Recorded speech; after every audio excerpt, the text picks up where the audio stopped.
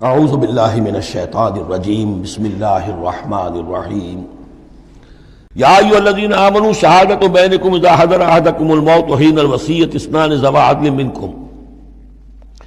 اہل ایمان تمہارے مابین شہادت کا نصاب، جبکہ تم میں سے کسی کی موت کا وقت آ جائے اور وہ وصیت کر رہا ہو تو دو معتبر اشخاص کا ہونا چاہیے۔ جو وصیت کر رہا ہے، اور ظاہر بات ہے کہ وصیت ایک تہائی سے زیادہ میں نہیں ہو سکتی، لیکن کسی کی زیادہ بڑی جائیداد ہے تو ایک تہائی کی بات بھی تو بڑی ہو سکتی ہے، تو وصیت کے وقت دو گواہ ضرور بنا لو کہ یہ وصیت کی گئی۔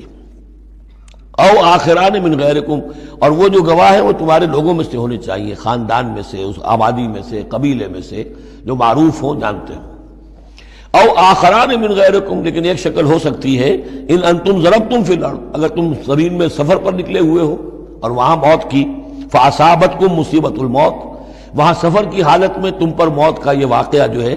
یہ واقع ہو جاتا ہے، یہ مصیبت موت واقع ہو جاتی ہے، اس صورت میں او آخران من غیرکم، تو دو گواہ ہو سکتے ہیں، وہ تمہارے غیر بھی ہو سکتے ہیں، کسی غیر قوم کے، غیر قبیلے کے، لیکن یہ کہ بہرحال جب عام حالات میں اپنے گھر میں، اپنی بستی میں، اپنے خاندان ہی میں رہتے ہوئے جب کہ کوئی شخص انتقال کر رہا ہے تو اسے وصیت میں گواہ اپنے لوگوں میں سے، رشتہ داروں میں سے، قرابت داروں میں سے دو معتبر آدمیوں کو بنانا چاہیے۔ تحبسونہما من بعد الصلاۃ، اب اس کے بعد جب یہ کہ اس کا انتقال ہو گیا تو اب یہ کہ وصیت کا مسئلہ آئے گا، لوگ پوچھیں گے کیا واقعی یہ وصیت جو ہے اس شخص کی ہے؟ تو اب ان دونوں کو روکو، کھڑا کرو، من بعد الصلاۃ، نماز کے بعد، مسجد ہے، نماز پڑھی ہے، اب وہ دونوں کھڑے ہو جائیں، فیقسمان باللہ، پھر انہیں چاہیے کہ اللہ کی قسم کھائیں۔ ان ارتبتم،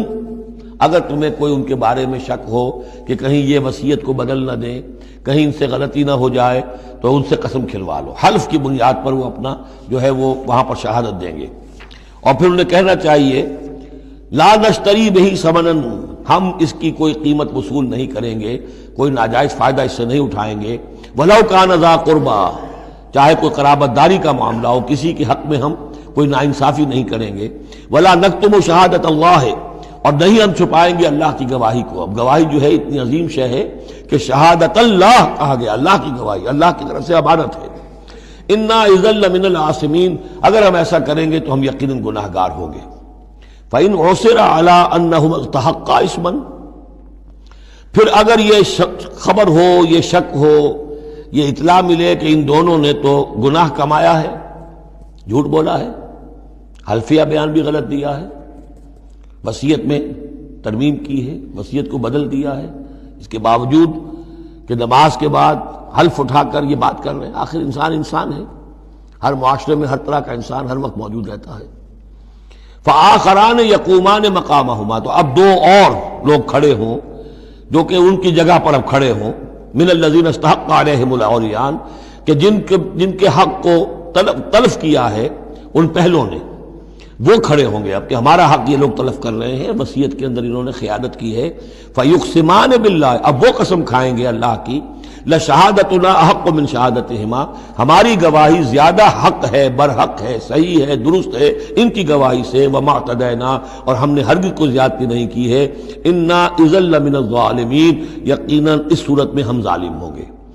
ذالک ادنا، یہ طریقہ کار قریب تر ہے اس سے، ان یاتوا بالشہادۃ علی وجہہا، کہ لوگ شہادت کو بالکل صحیح فیس ویلیو پر پیش کریں، کیونکہ انہیں یہ معلوم ہوگا کہ ہم نے جھوٹی قسم کھا بھی لی، تب بھی جو دوسرا فریق ہے وہ بھی اگر قسم اٹھا گیا تو ہماری وہ جھوٹی قسم جو ہے وہ بھی ضائع ہو جائے گی، لہذا وہ پھر اس کی ہمت نہیں کریں گے۔ یہی معاملہ ہے کہ جو آئے گا، اگر کوئی کسی شخص کو اپنی بیوی کے اوپر شک ہے، شک کیا، اس نے دیکھا ہے بدکاری کرتے ہوئے، تو اگر 4 مرتبہ قسم کھا کر کہے کہ جو میں کہہ رہا ہوں میں نے دیکھا ہے اور اس نے یہ بدکاری کی ہے، تو وہ 4 گواہوں کے برابر ہو جائے گی ایک شخص کی گواہی۔ لیکن یہ کہ اس کا جواب بھی یہ ہے کہ بیوی بھی اگر 4 مرتبہ قسم کھا کر کہہ دے کہ یہ جھوٹ بول رہا ہے، مجھ پر تہمت لگا رہا ہے، تو اس کی جو گواہی ہے وہ ساقط ہو جائے گی۔ تو یہ دونوں طرف سے اللہ تعالیٰ نے بیلنس کیا ہے کہ تاکہ یہ دونوں امکانات موجود رہیں۔ ذالک ادنی ان یاتوا بالشہادۃ علی وجہہا، یہ قریب تر ہے، اس سے مناسب تر ہے کہ لوگ گواہی جو ہے وہ صحیح شکل میں پیش کریں، اور یخافوا ان ترد ایمان بعد ایمانہم، کہ انہیں یہ خوف رہے کہ قسمیں جو ہیں لوٹا دی جائیں گی، الٹی کر دی جائیں گی ان کی قسموں کے بعد۔ واتقوا اللہ واسمعوا، اور ڈرتے رہو اور سنتے رہو اور سن رکھو، واللہ لا یہدی القوم الفاسقین، اللہ ایسے فاسقوں کو ہدایت نہیں دیتا۔ صدق اللہ العظیم۔